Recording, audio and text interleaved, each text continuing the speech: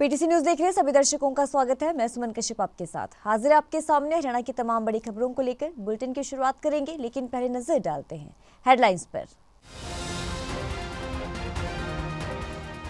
एक देश एक चुनाव बिल ऐतिहासिक फैसला, ये कहा श्रुति चौधरी ने। कहा आज से शुरू होगा मुख्यमंत्री का चुनावी धन्यवाद दौरा। कैबिनेट मंत्री श्रुति चौधरी ने कांग्रेस पर साधा निशाना। कैबिनेट मंत्री अरविंद शर्मा का बयान, कहा वन नेशन वन इलेक्शन के बहुत फायदे। भाजपा जो कहती है उसे धरातल पर इंप्लीमेंट भी करती है। फरीदाबाद 7 साल बीत जाने के बावजूद भी नहीं हो पाया कैटल फ्री। कागजों में ही फरीदाबाद शहर को अधिकारियों ने कैटल फ्री घोषित किया। शहर में घूम रहे आवारा पशु। लड़कियों की शादी की उम्र वाले बिल पर खापों ने जताई आपत्ति। रोहतक झज्जर सोनीपत के खाप प्रधानों की हुई बैठक, कहा लड़की की सही उम्र 18 साल ही है।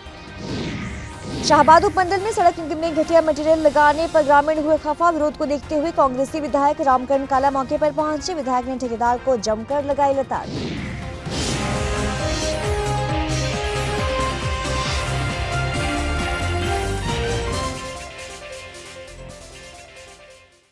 और अब खबरें विस्तार से। कैबिनेट मंत्री श्रुति चौधरी ने कहा कि हरियाणा के मुख्यमंत्री नायब सिंह सैनी ने चुनावी मैनिफेस्टो में किए गए सभी वादों को तेजी से लागू करने के निर्देश दिए हैं। आज से मुख्यमंत्री का चुनावी धन्यवाद कार्यक्रम शुरू होगा, जिसमें हलकों में कार्यक्रम आयोजित किए जाएंगे।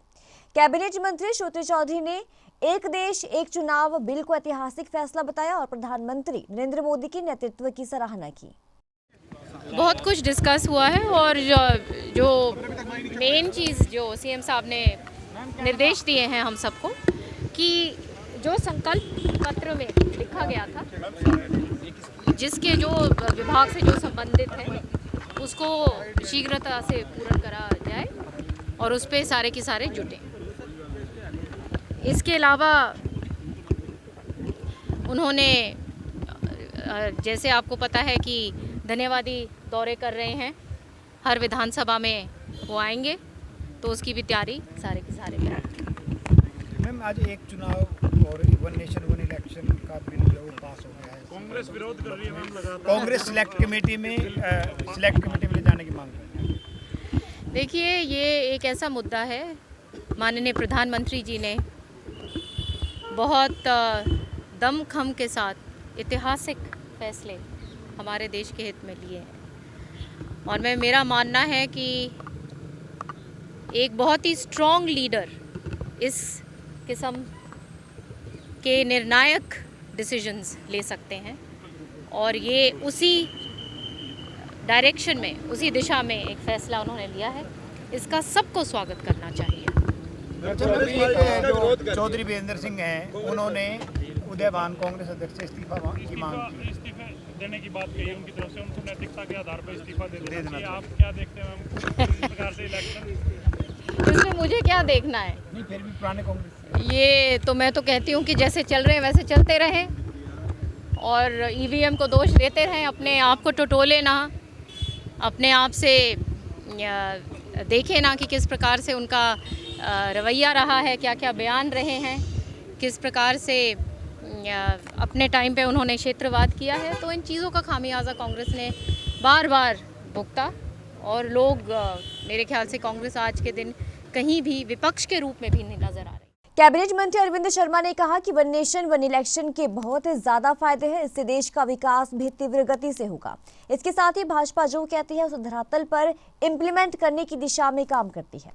अगर देश के कृषि मंत्री शिवराज सिंह चौहान कह रहे हैं कि हरियाणा में किसान की प्रति व्यक्ति आय समूचे देश में सर्वाधिक है, तो अब इसमें कोई किंतु परंतु नहीं रह गया है। बाहर कहाँ है? आम कार्यकर्ता, विधायक, मंत्री समय समय पर मिलते रहते हैं। यार जनतंत्र नीचे कर लो यार माइक। मंत्री जी बुलाते रहते हैं, समय समय पर मिलते रहते हैं, थोड़ा सा अपनी बात रखते हैं। कोई भी जिसे इस मीटिंग के बाद पता लगेगा एजेंडा क्या है। वन नेशन वन इलेक्शन के बारे में क्या कहेंगे? बहुत ही अच्छा स्टेप है, पूरा देश चाहता है, पूरा देश इसका स्वागत कर रहा है। एक देश एक कानून, ये आज की बात नहीं है। माननीय प्रधानमंत्री मोदी जी 24/7 बनते ही 10 साल पहले से इसी डायरेक्शन में थे कि एक देश एक कानून। और हम सब आप जानते हैं कितना पैसा, कितना समय और कितनी एनर्जी इसमें वेस्ट होती है। अभी पीछे चुनाव हुए हरियाणा के, झारखंड के, पूरा कोड लग गया स्टेटों में। उसके बाद चुनाव हुए महाराष्ट्र के, अब चुनाव होंगे दिल्ली के। तो मतलब आप देखेंगे पूरा साल चुनाव में निकल जाता है, पूरा साल कोड ऑफ कंडक्ट में निकल जाता है। तो इसका स्वागत तो मेरा ख्याल में बच्चा बच्चा इसका स्वागत कर रहा है। ठीक है सर। एक देश एक कानून। सर, शिवराज चौहान ने कहा कि हरियाणा के किसान की प्रति व्यक्ति आय जो है वो सबसे अधिक है, और क्या कहेंगे इस बारे में? देखिए, हरियाणा के किसान को हर तरह की फैसिलिटी, 24 फसलों पर MSP, और जो कृषि मंत्री ने अगर कोई ऐसी बात कही है तो उसमें दम है। और हमारे मुख्यमंत्री नायब सैनी जी, प्रधानमंत्री जी के नेतृत्व में मैंने पहले भी कहा है कि भारतीय जनता पार्टी की सरकार, हमारी ये सरकार जो है बहुत अच्छे तरीके से धर्मनगरी कुरुक्षेत्र के शाहबाद उपमंडल में सड़क में बराड़ा रोड स्थित गांव रावा से लेकर दामली तक सड़क बन रही है और सड़क निर्माण में घटिया मटेरियल लगाने पर ग्रामीण खफा हो गए हैं। ग्रामीणों के विरोध को देखते हुए कांग्रेसी विधायक रामकर्ण काला मौके पर पहुंचे। विधायक ने ठेकेदार को लताड़ लगाई और एक्सीन को फोन लगाया और सारी जानकारी दी। ग्रामीणों का ये कहना है कि कई गांवों को जोड़ने वाली सड़क में घटिया किस्म की सामग्री का इस्तेमाल होने के चलते बनने से पहले टूट चुकी है और इस सड़क का हमारे लिए बनना बहुत जरूरी है। ਪਿੰਡ ਜਿਹੜਾ ਨੂੰ ਸ਼ਾਹਬਾਦ ਲਿੰਕ ਕਰਦਾ ਡੇਲੀ ਨੀਡਸ ਵਾਸਤੇ, ਉਹ ਵੀ ਸਾਰੇ ਜੋ ਬੱਚੇ ਉਧਰ ਪੜ੍ਹਦੇ ਨੇ ਉਹਨਾਂ ਨੂੰ ਇਹੀ ਰੂਟ ਸੂਟ ਕਰਦਾ। ਰੀਜ਼ਨ ਹੈ ਕਿ ਮੇਨ ਰੋਡ ਦੇ ਉੱਪਰ ਟ੍ਰੈਫਿਕ ਜ਼ਿਆਦਾ, ਇਸ ਕਰਕੇ ਲੋਕ ਅੰਦਰ ਰਸਤੇ 'ਚ ਚੱਲਦੇ ਨੇ। ਔਰ ਦੂਸਰਾ ਸਾਡਾ ਰਾਈਟ ਹੈ, ਸਾਡੀ ਸੜਕ ਹੈ, ਸਾਡੀ ਜ਼ਰੂਰਤ ਹੈ। ਔਰ ਸਾਡੇ ਵਾਸਤੇ ਇੱਕ ਤਾਂ ਉਹ ਸੜਕ ਦਾ ਆਉਣਾ ਤੇ ਇੱਕ ਮਤਲਬ ਕਿ ਜਿਵੇਂ ਨਾ ਕੋਈ ਦਿਨ ਤਿਉਹਾਰ ਸੜਕ ਦਾ ਬਣਨਾ, ਕੋਈ ਦਿਨ ਤਿਉਹਾਰ ਆਇਆ ਹੋਵੇ, ਉਹੋ ਜਿਹੀ ਸਾਨੂੰ ਖੁਸ਼ੀ ਹੋਈ ਪਈ ਹੈ। ਪਰ ਇਹ ਜਿਹੜੀ ਖੁਸ਼ੀ ਸਾਡੀ ਨਾ ਪੂਰੀ ਆਪਣੀ ਉਸਦੀ कसौटी ਤੇ खरी नहीं उतरनी। कोई भी कमी है जी उसको ठीक करा दिया जाएगा और काम को बिल्कुल प्रॉपर ढंग से किया जाएगा। तो जो पहले जो हिस्सा बिल्कुल कराया जाएगा। तो ग्रामीणों को संतुष्ट किया जाएगा सड़क निर्माण में? बिल्कुल बिल्कुल। पहले ध्यान क्यों नहीं दिया गया? जब ठेकेदार मौके पे आए नहीं, क्या कारण था? कल भी मैं सारा दिन यही था जी, आज भी मैं अभी ये गाड़ियाँ भरवा के आया हूँ यहाँ पे। जो भी कोई भी दिक्कत होगी, कमी होगी, उसको ठीक करा दे। क्या मटीरियल की व्यवस्था नहीं देखी गई थी आपके द्वारा? करवाई गई थी जी, साफ सफाई के भी बंदे हैं और करवाने की जरूरत है और करवा देते हैं। तो बड़े जामली गाँव के बुजुर्ग नौजवान साथी खड़े, सरपंच साहब खड़े और भी भाई खड़े सारे। हमारा जो जामली गाँव का जो रास्ता है, जब से सड़क बनी थी, जब से दोबारा सड़कों नहीं बनी, इतने खड्डे पड़े थे पर जामली गाँव का बहुत मुश्किल। अब इसके पास अम्बाड़ा भी जुड़ता है, रोड पर डाडू पाडलू गाँव भी हमारे जानू। पहले कुटियाली सड़क बनी, फिर डाडू पाडली बनी और सड़क ठीक बनी। गाँव का तो जगह ब्लॉक लग गई। अब ठेकेदार की जो कमी है, हमने ठेकेदार बुलाया मौके पर, जेई को बुलाया, उसको एक्शन को फ़ोन कर दिया ताकि भी हमारा जो मटीरियल है, हमारे जो जिम्मेदार खड़े यहाँ, सरपंच खड़े, गाँववासी खड़े, कम से कम भी अब गेल पड़ी रोड़ा लिख रहे, इसमें कमी थी ठेकेदार की। जो गटका पहले पटे काफ़ी दिन से, ये उखड़ गया, टायरें लोग गड्डियाँ गए, वो गटका नहीं जमा था, बीच में गटका उसके बीच में आ गया बजरी के, तो वो गटका नहीं जम सकता जब तक वो गटकी सफाई नहीं होती, सड़क की पूरी सफाई नहीं होती पूरे से, थोड़ा मशीन के लोग मेरे जब तक गटका बजरी नहीं जमेगी। हमने कहा भी ये गटका उठा, यहाँ से लेवल लगा, जो गटका ऊपर लिख रहा है साफ कर इसको। अब आपका भी नुकसान ना है और हमारी जो जनता जो कल है तो लंबा चलना है, जितना नहीं भी 10 दिन की सड़क है।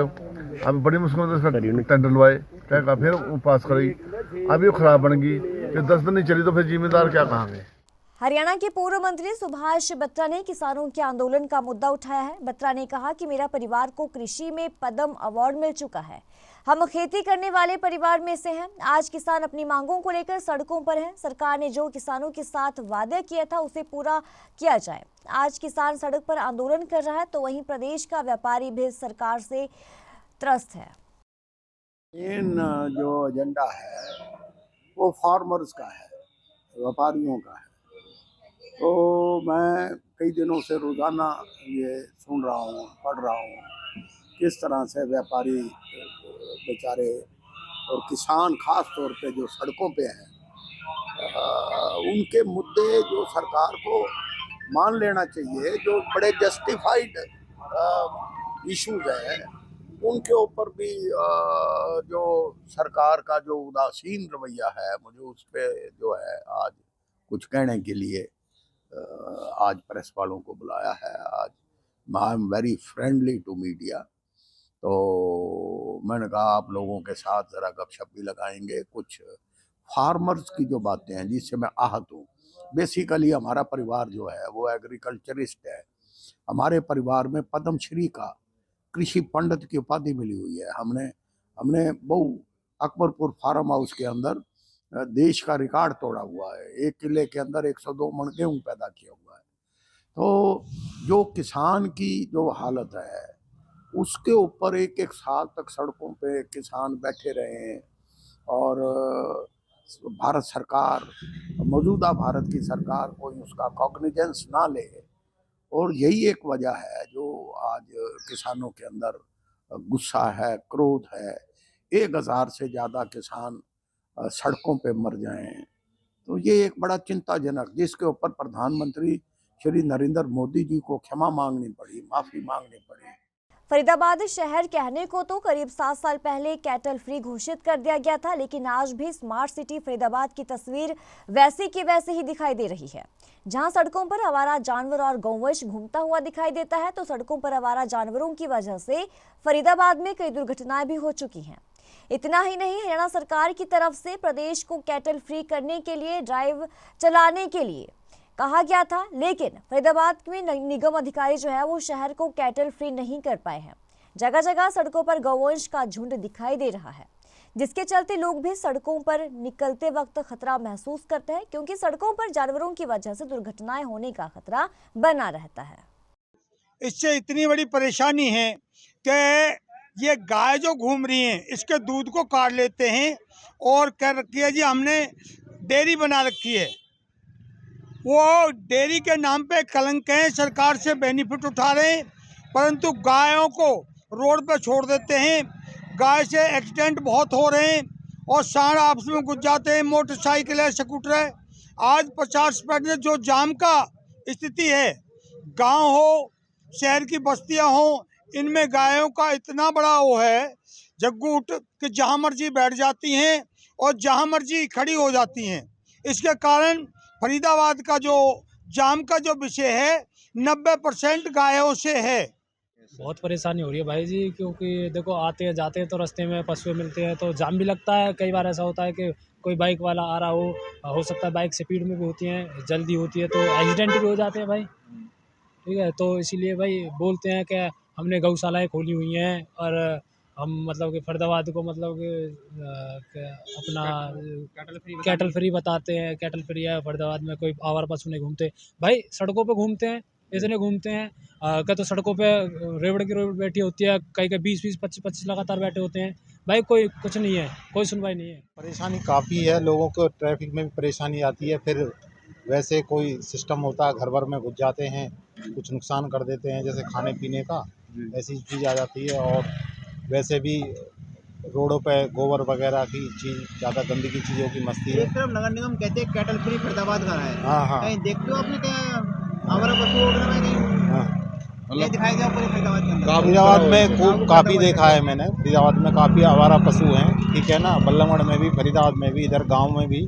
काफ़ी लोग। क्या क्या दिक्कतें होती हैं इनसे? दिक्कतें होती है, यही दिक्कतें हैं कि मतलब गाँव में तो खेतों में घुस जाते हैं और वो नाज वगैरह की, गेहूँ वगैरह की खेती होती है उसमें चढ़ते हैं। वो खेत वाले काफ़ी परेशान हैं, ठीक है। तारबंदी करते हैं फिर भी उसमें तोड़ के घुस जाते हैं वो, और लोग बाग काफ़ी परेशान हैं उनसे।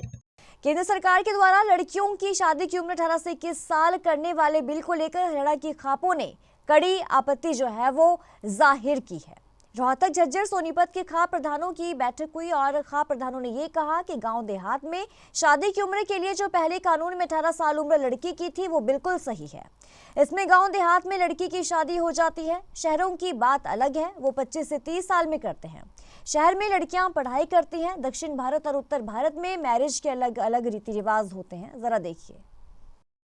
और आज हमारी ऑल रोहतक की एक अहम मीटिंग, जो हमारी खापों की मीटिंग हुई है यहाँ जाट भवन रोहतक में, ये विषय है जो लड़कियों की उम्र 18 वर्ष से 21 वर्ष जो सरकार करना चाह रही है, और प्रक्रिया बहुत साल पहले से चली हुई है।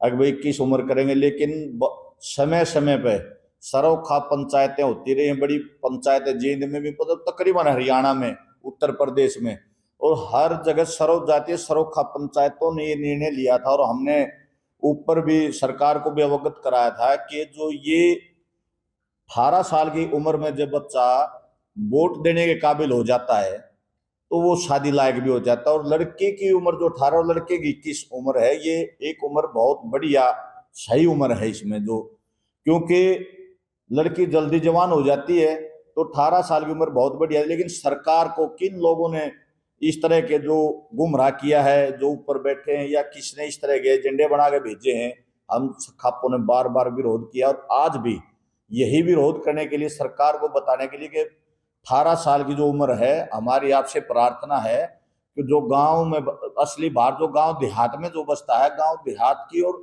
शहरों की और अलग अलग परिस्थितियां, हर जगह की अलग अलग समस्याएं हैं।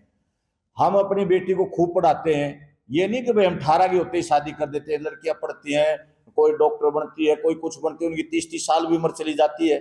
लेकिन कुछ बच्चे ऐसे होते हैं जो पढ़ने में भाई कमजोर होते हैं, पढ़ाई में, शरीर में ज्यादा हेल्थी हो जाते हैं जो लड़कियां। तो इस तरह हमने देखना पड़ता है कि भाई लड़की शादी लायक होगी, 18 साल की लड़की शादी कर देते हैं, ये नॉर्मल सी बात है। कोई अपनी बेटी को ये नहीं चाहता कि हम जल्दी उसको, पढ़ने वाले बच्चों को सब पढ़ाते हैं। तो इस सरकार से हम तो ये कहते हैं इस पर दोबारा से सरकार पुनर्विचार करके इस तरह की जो आम जन की क्या राय है, उस राय पे सरकार ने ये फैसले लेने चाहिए, न कि ऊपर बैठ के कोई किसी ने कोई मेमोरेंडम बना के भेज दिया, उस विषय पे जो है काम कर दिया। किसान आंदोलन को लेकर केंद्र और हरियाणा सरकार काफी सतर्क है और किसी भी तरह की जनहानि या अन्य कोई नुकसान ना हो, इसके लिए प्रयासरत है। किसान आंदोलन को लेकर हरियाणा के किसान, विशेषकर दक्षिण हरियाणा के महेंद्रगढ़ जिले के किसान काफी नाराज दिखाई दिए। किसानों का ये मानना है कि जब से केंद्र और हरियाणा में भाजपा की सरकार बनी है, किसानों की समस्याओं को लेकर सरकार ने उनका समाधान किया है। किसानों की फसलों का उचित भाव उन्हें दिया जा रहा है, बिजली, पानी, खाद की कोई भी कमी नहीं आ रही है। सुने क्या कुछ कहा। हमारे लिए बीजेपी की सरकार सबसे बढ़िया है। किसान हितैषी सरकार है, ये किसान हितैषी सरकार है। और ये पंजाब वाले कर रहे हैं, ये राजनीति कर रहे हैं। बल्कि हरियाणा के किसान तो पीछे भी हट गए कि हम तुम्हारे साथ नहीं है। और ये सही बात है, वो मांग करते हैं तो मान से करो, यहाँ क्या मतलब है उनका, ये राजनीति है कोरी बस। बीजेपी सरकार में जो है पानी, नहर, बिजली, किसी चीज़ की कमी नहीं है, खाद बीज कोई कमी नहीं है, सबसे बढ़िया है बीजेपी सरकार। फसल के दाम कैसे मिलते हैं? फसल के दाम दाना दाना सरकार खरीदती है और अच्छे दाम मिलते हैं। ये किसान आंदोलन जो चल रहा है क्या कहें? ये बकवास है, सब राजनीति है। क्या राजनीति कर रहे हैं, अपनी रोटियां सेक रहे हैं। किसान आंदोलन का लेके बताइए। किसान आंदोलन जो कर रहे हैं ये राजनीति है, इसमें कोई मतलब नहीं है। और हमारे हरियाणा किसानों ने तो ये कह दिया, बल्कि वह पंजाब में जाओ और मान से मांगो, यहाँ जो है क्या ले रहे हो। यहाँ तो हमारे अच्छी तरह से जो है दाना दाना सरकार ले रही है, अच्छा भाव दे रही है। समझ लो किसान का हित के लिए बीजेपी बहुत बढ़िया से और सब काम कर रही है। पानी की, बिजली की कोई समस्या हमारा इलाका में कोई समस्या। हाँ, और फसल को खूब अच्छे दामों पर खरीद रही है, कोई दिक्कत को ना। बीजेपी की सरकार हमारे लिए बढ़िया। बीजेपी सरकार सबसे बढ़िया काम। आंदोलन को लेके बताओ। किसान आंदोलन जो पंजाब वाले कर रहे हैं वो बकवास कर रहे हैं। यहाँ सब कुछ गवर्नमेंट सब कुछ खरीद रही है। यहाँ पर बाजरा खरीद रही है, गेहूँ खरीद रही है, सरसों खरीद रही है, सब कुछ तो खरीद रही है। फिर क्या लाभ मिल रहा है किसानों को? यहाँ किसानों को बिजली, पानी, सब सारी सुविधाएं मिल रही हैं, बीज खाद और बीज खाद भी मिल रहा है और बहुत बढ़िया काम कर रही है बीजेपी। इस बुलेटिन में इतना ही। खबरों की ज्यादा अपडेट के लिए बने रहिए पीटीसी न्यूज के साथ।